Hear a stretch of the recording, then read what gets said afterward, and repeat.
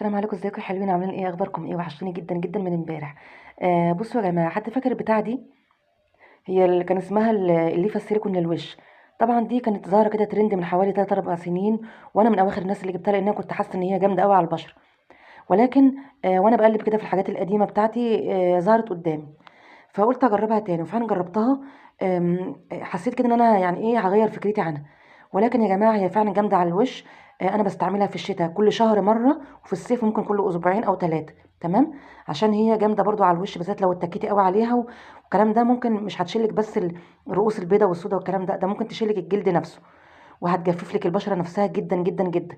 فانتوا حاولوا يا جماعه ما تستعملوهاش كتير، ولكن انا رجعتها في الروتين بتاعي وهعتمدها ان شاء الله.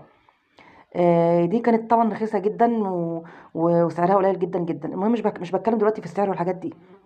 بتكلم ان انا عايزاكم تشتركوا في قناتي، لان انا هبتدي ان انا ارجع الحاجات القديمه، الحاجات اللي خلاص نسيناها، من اول الكريمات والزيوت وكل حاجه نسيناها، وابتدينا نجري ورا الترند والكريمات الجديده، والريتينال والريتينول والهيالورونيك اسيد والكلام ده كله. ونسينا مثلا حاجات زي ايفا، نيفيا، جلايسوليد، مش عارفه زيت ليندو، زيت فيفيدول، الكلام ده كله. عايزين نتكلم في الحاجات دي تاني ونرجعها تاني يا جماعه. بجد بجد الحاجات دي كان فيها خير والله العظيم، من ساعه ما بطلنا نستعملها ونجري ورا الترند، واحنا شعرنا وبشرتنا في النازل. فتابعوني.